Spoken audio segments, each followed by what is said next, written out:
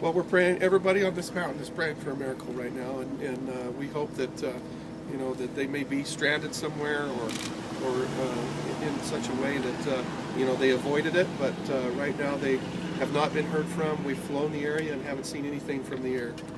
Were there homes or structures affected at all? We don't think there's any structures that were affected. To get into this area, you have to go through a locked gate in a private area. So the one thing that is good about this is that it wasn't an area that was accessible to the public, so we don't believe there was any campers or recreational people in there. What we believe so far is that the 3 people that went to check on the first initial slide that somehow adversely impacted the irrigation water are the ones that are missing. And there's been no other calls from other people saying? We've had other calls, but there have been calls from people that just had family or friends camping somewhere in the Colburn area.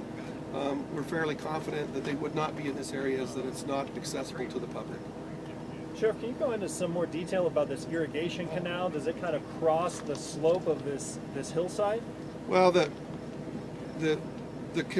irrigation water comes from the drainage off of the top of the Grand Mesa and comes down into the farmland, and that's where the irrigation starts. The water would be adversely impacted at the head of this slide.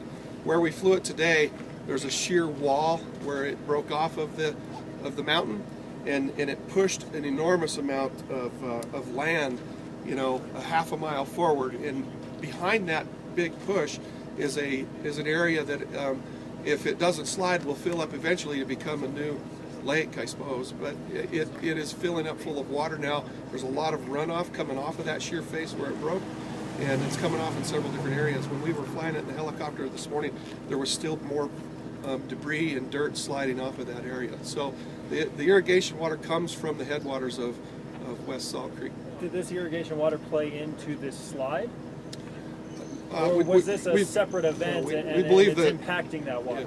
Yeah, we believe the runoff of water from the Grand Mesa is probably what triggered the slide because of saturation, and ultimately it comes down and becomes the irrigation water for these ranches. So it's no doubt it's tied to the rain.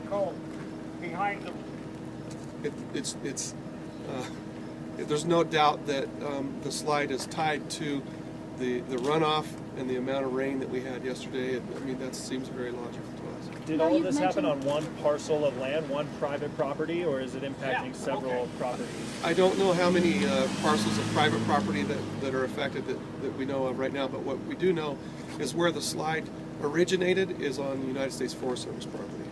Now, you mentioned the possibility of a second landslide with the debris still moving. What would be the implications of that?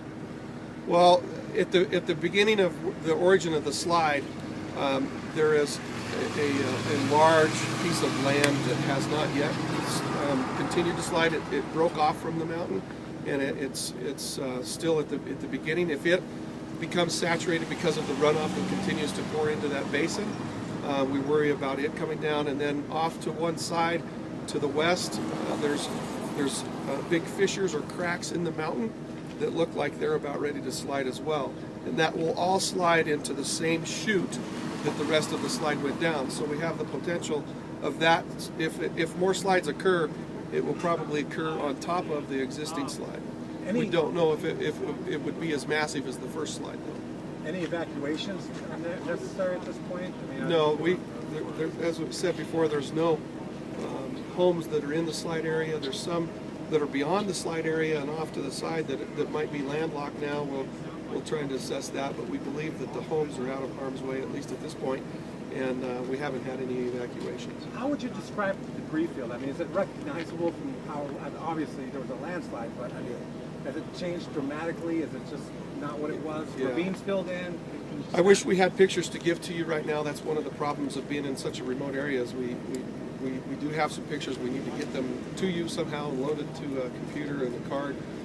But the slide is absolutely visible from the air, and some of it is visible from down the road, a portion that we want to try to take you to if we can a little later. But from the air, it's just massive.